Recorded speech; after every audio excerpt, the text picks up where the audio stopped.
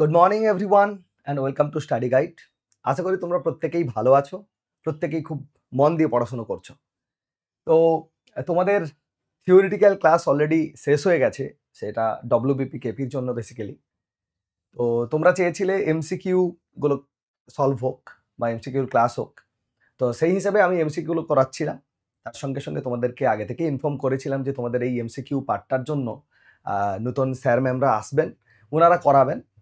তো সেক্ষেত্রে যেহেতু আমাদের বিসিএস এর নোটিফিকেশন বেরিয়ে গেছে, তো সেই জায়গাতে থিওরিটিক্যাল ক্লাসগুলো নিয়ে আমি তোমাদের কাছে আসব বা সেই থিওরিটিক্যাল ক্লাসগুলো করার চেষ্টা করব, যাতে করে যারা বিসিএস অ্যাসপিরেন্টস রয়েছো তারা খুব সুন্দরভাবে প্রিলিমসের জন্য প্রিপেয়ার হতে পারো।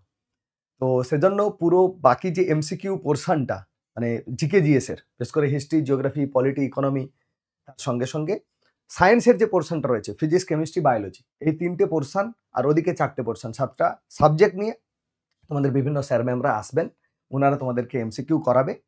তো তোমরা প্রত্যেকে যেমন করে আমার সঙ্গে কোঅপারেট করতে, আমাকে সাপোর্ট করতে, ওদেরও করবে। তো ওরা শুরু করছে। আপাতত আমার সঙ্গে যিনি আছেন ম্যাম, উনি তোমাদের বায়োলজি পোর্শনটা এমসিকিউ করাবে এবং সেখানে যে এমসিকিউগুলো উনি করাবেন সেগুলো বিগত বছরে বিভিন্ন পরীক্ষাতে পড়েছে, তার সঙ্গে সঙ্গে তোমাদের পরীক্ষার জন্য ইম্পর্টেন্ট। তো আমরা বেসিক্যালি একটা টিম হিসেবে কাজ করছি, প্রত্যেকের সঙ্গে ইন্টারলিঙ্কড হয়ে কাজ করছি। তো যদি সমস্যা হয় তোমরা অবশ্যই কমেন্ট করে জানাবে, আমি তো রয়েছি, উনি আছেন, বায়োলজি পোর্শনটা উনি সমাধান করবেন। ঠিক আছে? তো প্রত্যেকেই ওনাকে সাপোর্ট করবে যেমন করে আমাকে করতে। কেমন? ওনার ফার্স্ট ক্লাস, তা উনি স্বভাবতই একটু ফার্স্ট ক্লাস, যেহেতু একটু নার্ভাসনেস থাকে। তো যাই হোক, বাকিটা তোমাদের হাতে ছেড়ে দিচ্ছি। তোমরা যেমনভাবে সাপোর্ট করবে তেমনভাবে উনি ক্লাসগুলোকে কন্টিনিউ করবেন। আপাতত বায়োলজিতে আমার যতদূর মনে হয় অসুবিধা হবে না। তো তোমরা খুব সুন্দরভাবে ক্লাসগুলো করো, আর উনি যেভাবে যে কোশ্চেনগুলো করাচ্ছেন তোমরা পরীক্ষার জন্য সেগুলো ইম্পর্টেন্ট এই ভেবেই তোমরা ক্লাসগুলো করবে। ওকে? তো আমি পুরোপুরি ছেড়ে দিচ্ছি বায়োলজি এমসিকিউ ডিসকাশন ক্লাস, পুরোটাই ছেড়ে দিচ্ছি। ওকে, চলো।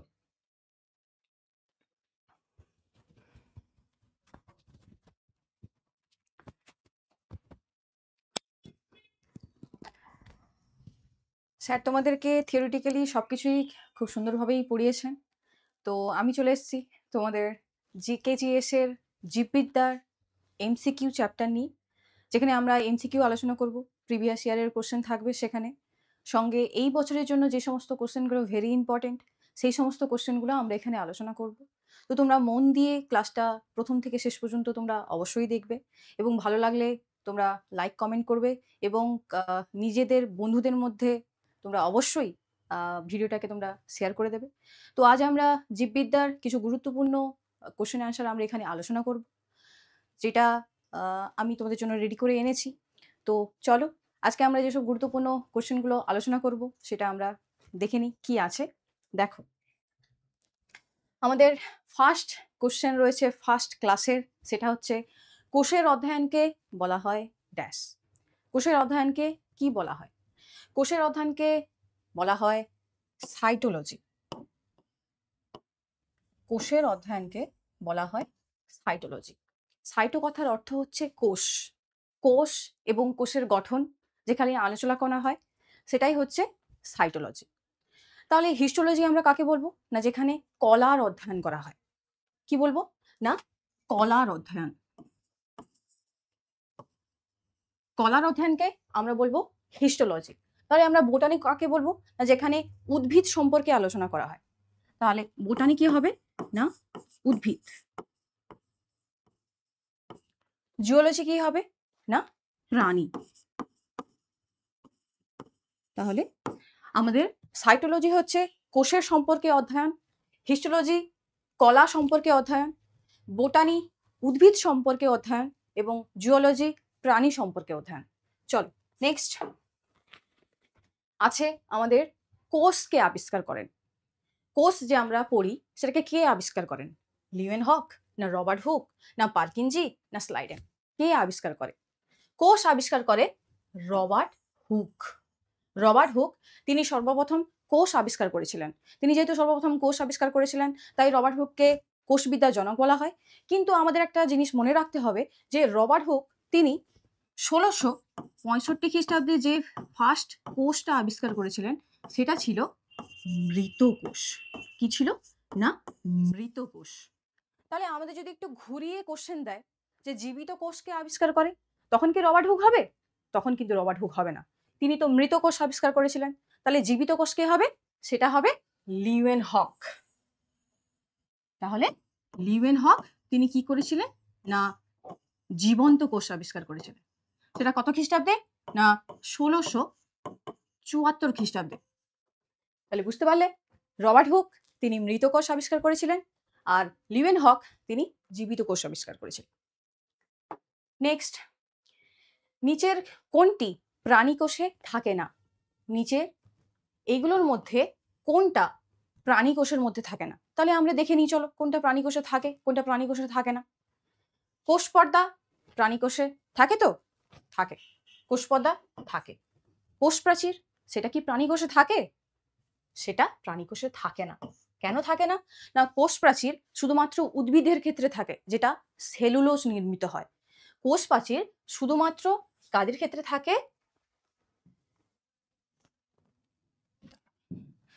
কোষ প্রাচীর শুধুমাত্র কাদের ক্ষেত্রে থাকে? না শুধুমাত্র উদ্ভিদের ক্ষেত্রে থাকে। শুধুমাত্র উদ্ভিদের দেহে থাকে। কোষ পর্দা প্রাণী কোষের মধ্যে থাকে। কোষ প্রাচীর উদ্ভিদের দেহের ক্ষেত্রে থাকে। সাইটোপ্লাজম, মাইটোকন্ড্রিয়া যেটা প্রাণীদের ক্ষেত্রে থাকে। তাহলে আমাদের উত্তর এখানে কি হবে? না কোষ প্রাচীর, যেটা প্রাণী কোষে থাকে না। আর বাদ বাকি যেমন কোষ পর্দা, সাইটোপ্লাজম, মাইটোকন্ড্রিয়া এগুলো প্রাণী কোষের মধ্যে থাকে। দেখো নেক্সট, মানব দেহের কোন কোষে নিউক্লিয়াস থাকে না? মানব দেহের যে কোষগুলো রয়েছে কোন কোষের মধ্যে নিউক্লিয়াস থাকে না? তাহলে চলো আমরা দেখে নিই কোন কোষের মধ্যে নিউক্লিয়াস থাকে না। কি রয়েছে? স্নায়ু কোষ, পেশি কোষ, লোহিত রক্তকণিকা কোষ, শ্বেত রক্তকণিকা কোষ। তাহলে কার মধ্যে নিউক্লিয়াস থাকে না? না নিউক্লিয়াস থাকে না লোহিত রক্তকণিকার মধ্যে। লোহিত রক্তকণিকার মধ্যে কোনো নিউক্লিয়াস থাকে না। কিন্তু এখানেও তোমাদের একটা জিনিস মনে রাখতে হবে যে লোহিত রক্তকণিকা সেটা যদি পরিণত হয় তখনই নিউক্লিয়াস থাকে না, কিন্তু যদি অপরিণত অবস্থা থাকে তখন কিন্তু নিউক্লিয়াস থাকে। তাহলে তোমাদের কি মনে রাখতে হবে? না লোহিত রক্তকণিকা সেটা হতে হবে কি না পরিণত। কি হতে হবে? না পরিণত লোহিত রক্তকণিকা কোষ, তাতে নিউক্লিয়াস থাকে না। ঠিক আছে, চল নেক্সট। নিচের কোন বিবৃতিটি সঠিক নয়? ভালো করে পড়বে কিন্তু, হ্যাঁ। হয়তো তোমরা তাড়াহুড়োতে কোন বিবৃতিটা সঠিক সেটা হয়তো তোমরা উত্তর করে দিয়ে চলে এলে, কিন্তু তোমাদেরকে ঠিকঠাক করে পড়তে হবে যে বিবৃতিটা সঠিক না সঠিক নয় সেটা তোমাদেরকে ঠিকঠাক ভাবে দেখতে হবে। তাহলে এখানে বলেছে সঠিক নয়, তাহলে আমাদেরকে দেখতে হবে কোনটা সঠিক নয়। বলেছে মাইটোকন্ড্রিয়াকে কোষের শক্তিঘর বলে, এটা কি ঠিক? এটা ঠিক। কেন ঠিক? না মাইটোকন্ড্রিয়া কোষের ভেতরে কি করে না এটিপি সংশ্লেষের মাধ্যমে শক্তি উৎপন্ন করে, তাহলে এটা ঠিক, একে কোষের শক্তিঘর বলে। সেটা আমরা পরে দেখব। ক্রোমোজোম ডিএনএ এবং প্রোটিন দিয়ে তৈরি, এটাও ঠিক। কোষ পর্দাকে প্লাজমা পর্দা বলা হয়, সেটাও ঠিক। তাহলে দেখে নিই আর একটা অপশন আছে, প্রাণীদেহের ক্ষেত্রে কোষ প্রাচীর থাকে। প্রাণীদের ক্ষেত্রে কি কোষ প্রাচীর থাকে? আমরা আগের কোশ্চেনে বললাম যে প্রাণীদের ক্ষেত্রে কোষ প্রাচীর থাকে না, যেটা শুধুমাত্র উদ্ভিদের ক্ষেত্রে থাকে। তাহলে এটা কি ঠিক? তাহলে এটা ঠিক নয়। তাহলে আমাদের উত্তর কি হবে? না প্রাণী দেহের ক্ষেত্রে কোষ প্রাচীর থাকে। আমাদের তো নয় বলেছে, তাহলে এটা তো নয়, তাহলে এটাই হবে আমাদের উত্তর। আমাদের আছে নিচের কাকে কোষের শক্তিঘর বলে? কোষের যে শক্তিঘর তাকে কাকে বলে? আমরা এক্ষুনি পড়লাম আগের স্লাইডে, কি আছে না মাইটোকন্ড্রিয়াকে কোষের শক্তিঘর বলে, পড়েছিলাম তো। তাহলে এখানে কোশ্চেন দেওয়া আছে কি না নিচের কাকে কোষের শক্তিঘর বলে? তাহলে উত্তর কি হবে? উত্তর হবে মাইটোকন্ড্রিয়া। মাইটোকন্ড্রিয়াকে আমরা কোষের শক্তিঘর বলবো। এখানে কি হয়? মাইটোকন্ড্রিয়ার ভেতরে এটিপি সংশ্লেষের মাধ্যমে শক্তি উৎপন্ন হয়, যেটা পুরো দেহের মধ্যে শক্তির সঞ্চয় করে। তার জন্য আমরা মাইটোকন্ড্রিয়াকে কোষের শক্তিঘর বলবো। এখানে দেখো রাইবোজোম আছে, রাইবোজোমকে আমরা কি করি, কি বলি না প্রোটিন ফ্যাক্টরি। কি বলি না প্রোটিন ফ্যাক্টরি। নিউক্লিয়াস, নিউক্লিয়াসকে আমরা কি বলি? না কোষের মস্তিষ্ক। আমাদের যেমন মাথা থাকে সব কাজ মেনটেন করে, তেমনি কোষের মধ্যেও একটা মস্তিষ্ক থাকে যে সমস্ত কিছুকে মেনটেন করে। সেটাকে, সেটা নিউক্লিয়াস। তাহলে এটা কি? না কোষের মস্তিষ্ক।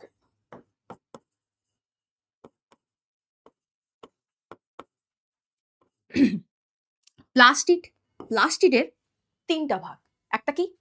ক্লোরো, ক্রোমো এবং লিউকো। তাহলে প্লাস্টিডের কটা ভাগ? প্লাস্টিডের তিনটা। কি? ক্লোরো,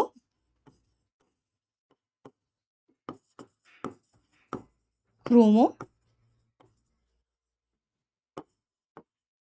লিউকো। ক্লোরোপ্লাস্টিড কি করে? সালোক সংশ্লেষ করে। কাদের দেহে হয়? না উদ্ভিদের দেহে।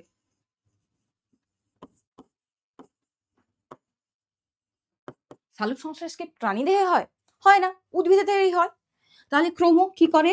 না বর্ণ প্রদান করে। লিউকো খাদ্য সঞ্চয় করে।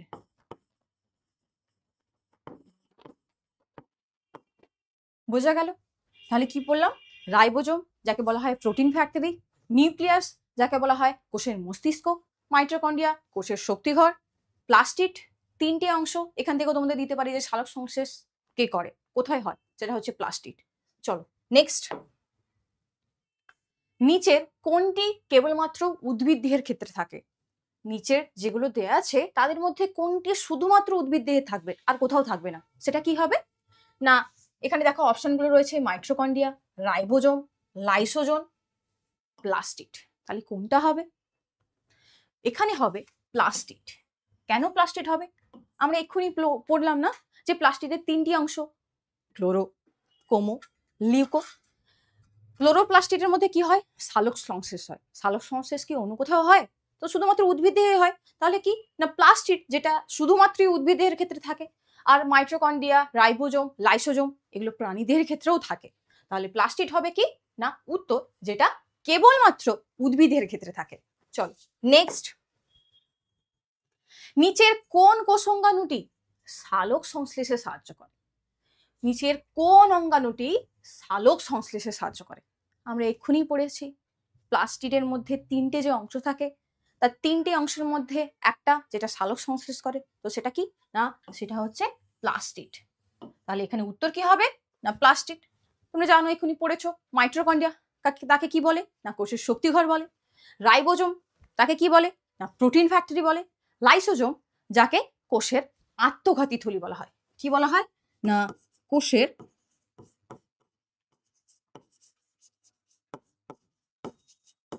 আত্মঘাতী থলি।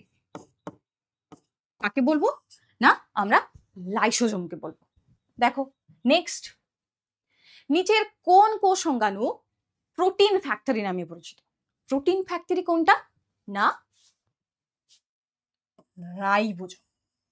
রাইবোজোম যেটা কি করে?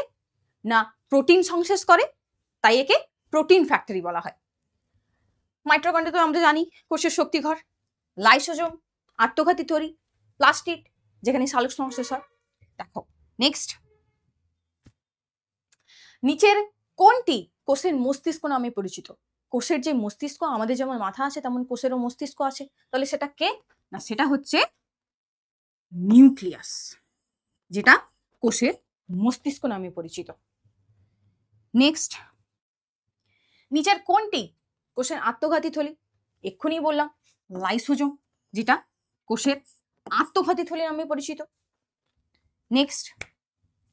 নিম্নলিখিত কোন প্রকার জীবের মধ্যে কোষ প্রাচীর থাকে না? কোষ প্রাচীর কাদের ক্ষেত্রে থাকে? না শুধুমাত্র উদ্ভিদের ক্ষেত্রে থাকে। উদ্ভিদ দেহ ছাড়া আর কোথাও কোষ প্রাচীর থাকে না। তাহলে কি হবে?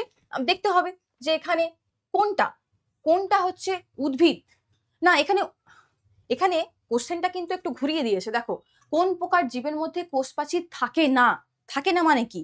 কোথায় থাকবে না? প্রাণীদের ক্ষেত্রে থাকবে না, কিন্তু উদ্ভিদের ক্ষেত্রে কোষ প্রাচীর থাকে। তাহলে আমাদেরকে এখানে দেখতে হবে যে কোনটা প্রাণী আর কোনটা উদ্ভিদ, যাদের ক্ষেত্রে কোষ প্রাচীর থাকবে আর যাদের ক্ষেত্রে থাকবে না। তাহলে দেখে নিই এখানে কি হবে? ফিতাকৃমি, ফিতাকৃমি কি না, ফিতাকৃমি হচ্ছে এক প্রকার প্রাণী। তাহলে প্রাণীদের ক্ষেত্রে কি কোষ প্রাচীর থাকবে? থাকবে না, এর ক্ষেত্রে শুধুমাত্র কোষ পর্দা থাকবে। তাহলে এখানে উত্তর কি হবে?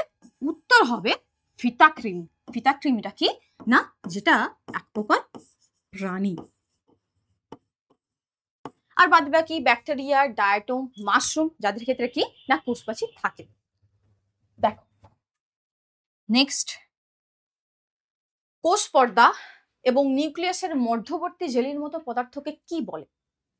কোষ পর্দা এবং নিউক্লিয়াসের মধ্যবর্তী যে জেলির মতো অংশ তাকে কি বলে? তাকে কি প্লাজমা বলবে, না কোষ প্রাচীর বলবে, না সাইটোপ্লাজম বলবে, না প্লাজমা পর্দা বলবে? কোনটা বলবে? এখানে উত্তর হবে সাইটোপ্লাজম। সাইটোপ্লাজম হলো কোষ পর্দা এবং নিউক্লিয়াসের মধ্যবর্তী থকথকে জেলির মতো পদার্থ, একেই বলবো সাইটোপ্লাজম। ঠিক আছে, তোমাদের যদি ভিডিওটা ভালো লাগে তোমরা অবশ্যই ভিডিওটাকে একটু শেয়ার করে দিও, একটু লাইক করে দিও, কমেন্ট করে দিও। তো চলো দেখে নিই আমরা আমাদের নেক্সট কোশ্চেন কি রয়েছে। নেক্সট কোশ্চেন রয়েছে, কোন কোষ অঙ্গাণু আন্তঃকোষীয় হজমে সাহায্য করে? আমাদের যে আন্তঃকোষীয় হজম হয় সেটা কোন কোষ অঙ্গাণু সাহায্য করে? সেটা আমাদের সাহায্য করে লাইসোজোম, যেটা আমাদের আন্তঃকোষীয় যে হজম হয় সেই হজমে এটা সাহায্য করে। নেক্সট, মস্তিষ্কের কোষ বিভাজিত হয় না কেন? কোষ মানেই তো বিভাজিত হবে, কিন্তু মস্তিষ্কের কোষ বিভাজিত হয় না, সেটা কেন বিভাজিত হয় না? বিভাজিত হয় না নিউক্লিয়াসের অনুপস্থিতির জন্য, না সেন্ট্রোজোমের অনুপস্থিতির জন্য, না মাইটোকন্ড্রিয়ার অনুপস্থিতির জন্য, না রাইবোজোম অনুপস্থিতির জন্য? কোনটার জন্য হয় না? না সেন্ট্রোজোম অনুপস্থিতির জন্য। মস্তিষ্কের কোষে সেন্ট্রোজোম থাকে না, তাই মস্তিষ্কের কোষ বিভাজিত হয় না। ঠিক আছে, চলো নেক্সট, আদি কোষের রাইবোজোম কি প্রকৃতির? আদি যে কোষ তার রাইবোজোমটা কি প্রকৃতির? আমরা আদি কোষ মানে কি জানি? অনুন্নত কোষ বা আদিম কোষ বা প্রোক্যারিওটিক কোষ। তাহলে প্রোক্যারিওটিক কোষের ক্ষেত্রে রাইবোজোম কত প্রকৃতির হয়? না 70S প্রকৃতির, যেটা প্রোক্যারিওটিক কোষ। তাহলে প্রোক্যারিওটিক কোষের উদাহরণ কি হবে? না ব্যাকটেরিয়া। তাহলে 70S কাদের ক্ষেত্রে দেখা যেতে পারে? না ব্যাকটেরিয়া।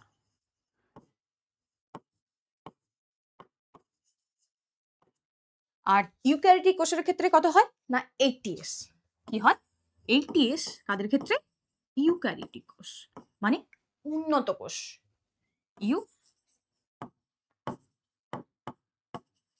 ইউক্যারিওটিক, আর এটা কি? প্রোক্যারিওটিক।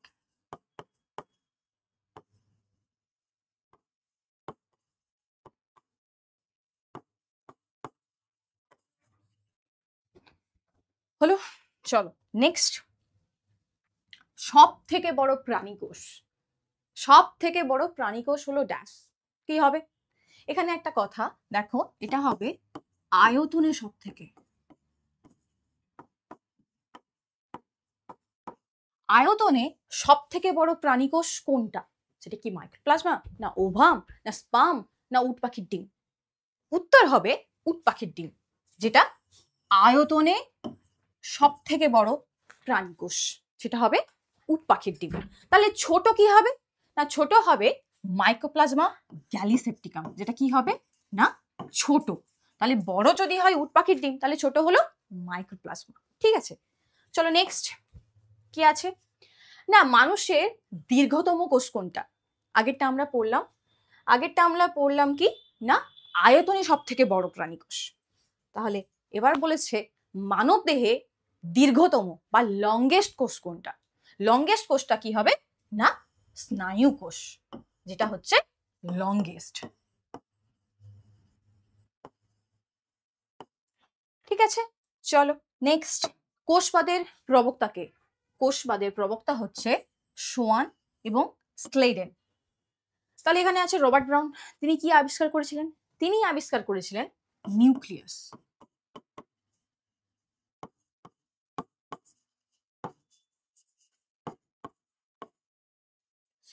বেন্ডা, তিনি কি করেছিলেন? বেন্ডা মাইটোকন্ড্রিয়া কিন্তু তিনি আবিষ্কার করেননি, তিনি সেটা নামকরণ করেছিলেন। বেন্ডা কি করেছিলেন না মাইটোকন্ড্রিয়া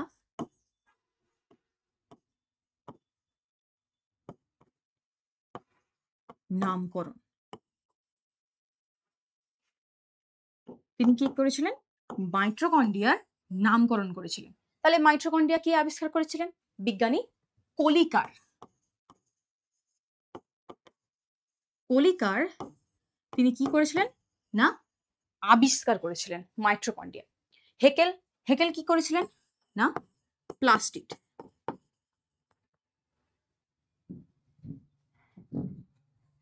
হেকেল করেছিলেন প্লাস্টিড আবিষ্কার।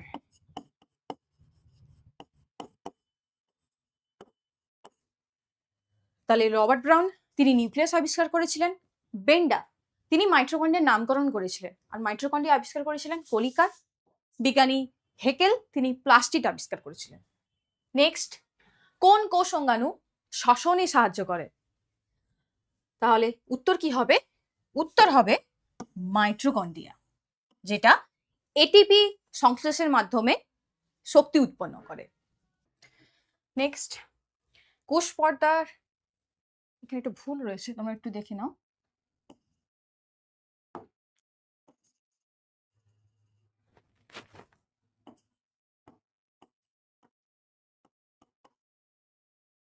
কোষ পর্দার তরল মোজাইক যে মডেলটি সেটা কার? সেটা হচ্ছে সিঙ্গার এবং নিকেলসন। সিঙ্গার এবং নিকেলসনের মডেল। রবার্টসন তিনি কোষ পর্দা আবিষ্কার করেছিলেন। ঠিক আছে, চলো নেক্সট। উদ্ভিদ কোষের গলগি বডিকে কি বলা হয়? উদ্ভিদ কোষের ক্ষেত্রে যে গলগি বডি থাকে তাকে একটা আলাদা নামই চেনা যায়, সেটা কি না সেটা হচ্ছে ডিকটিওজোম। উদ্ভিদ কোষের গলগি বডিকে বলা হয় ডিকটিওজোম। নেক্সট, কোন বিজ্ঞানী ক্রোমোজোম আবিষ্কার করেন?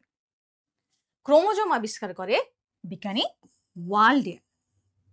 বিজ্ঞানী ওয়াল্ডিয়ার ক্রোমোজোম আবিষ্কার করেন। নেক্সট, ক্রোমোজোমের ডিএনএ যে প্রোটিনের সঙ্গে যুক্ত সেটি কি বলে? ক্রোমোজোমে যে ডিএনএ প্রোটিনের সঙ্গে যুক্ত তাকে বলা হয় হিস্টোন। হিস্টোন প্রোটিনের সঙ্গে যুক্ত। ঠিক আছে, চলো নেক্সট। রাফায়েটস কিসের ক্লাস? রাফায়েটস হচ্ছে ক্যালসিয়াম অক্সালেটের ক্লাস, যেটা কোথায় পাওয়া যায়? ওল, কচু এইসবের ক্ষেত্রে ক্যালসিয়াম অক্সালেটের রাফায়েটস ক্লাস পাওয়া যায়। নেক্সট, কোষ বিভাজনের কোন দশায় ডিএনএ সংশ্লেষ ঘটে? ডিএনএ যে সংশ্লেষ ঘটে সেটা কোন দশায়? সেটা এস দশায়। এস দশায় ডিএনএ দ্বিগুণ হয়ে যায়। তাহলে কোন দশায় ডিএনএ সংশ্লেষ ঘটে? না এস দশায়। নেক্সট, প্রাণী কোষের সাইটোকাইনেসিসের সাধারণ পদ্ধতিটি কি? সাধারণ যে পদ্ধতি তাকে কি বলে? তাকে বলা হয় হারোয়িং। হারোয়িং পদ্ধতিতে প্রাণী কোষের সাইটোকাইনেসিস হয়। এতে কি হয় না কোষের মধ্যে ভাঁজ সৃষ্টি হয়, সেই ভাঁজের ফলে একটা কোষ থেকে দুটো কোষের সৃষ্টি হয়, তাকে বলা হয় ফারোয়িং। নেক্সট, মানুষের জনন কোষে ক্রোমোজোম সংখ্যা কত? মানুষের যে জনন কোষ রয়েছে তার ক্রোমোজোম সংখ্যা কত? সেটা কি 22টা না 23টা না 23 জোড়া না 44টি? কোনটা? না 23টি। 23টি হচ্ছে মানুষের জনন কোষের ক্রোমোজোম সংখ্যা। নেক্সট, জন্মের পর মানবদেহে কোন কলার কখনো বিভাজিত হয় না? কোন কলার কখনো বিভাজিত হয় না? কোষ তো মানেই বিভাজিত হবে, কিন্তু এমন একটা রয়েছে যার বিভাজন হয় না, সেটা কি না সেটা স্নায়ুকলা, যেটা সাধারণত মস্তিষ্ক এবং মেরুদণ্ডে থাকে, যার বিভাজন হয় না। নেক্সট, মানুষের স্বাভাবিক কোষের ক্রোমোজোম সংখ্যা কত? আমরা আগের স্লাইডে পড়েছি যে মানুষের জনন কোষের ক্রোমোজোম সংখ্যা কত, সেখানে কিন্তু আমরা পড়েছি 23টি। তাহলে এখানে আমাদের কোশ্চেন রয়েছে, এটা কিন্তু তোমরা একটু মাথায় রাখবে যে স্বাভাবিক কোষ, জনন কোষ, এখানে বলেছে কিন্তু স্বাভাবিক কোষ। তাহলে এখানে কত হবে না এখানে হবে 46টি বা কত না 23 জোড়া। তাহলে জনন কোষের ক্রোমোজোম সংখ্যা 23টি আর স্বাভাবিক কোষের ক্রোমোজোম সংখ্যা 23 জোড়া। ঠিক আছে,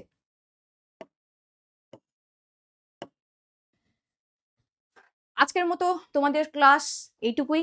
দেখা হচ্ছে তোমাদের সঙ্গে পরের ক্লাসে, পরের চ্যাপ্টার নিয়ে, পরের গুরুত্বপূর্ণ কোশ্চেন নিয়ে। তোমরা ভালোভাবেই পড়াশুনো করো, ভালো থেকো, টেক কেয়ার, টাটা, বাই।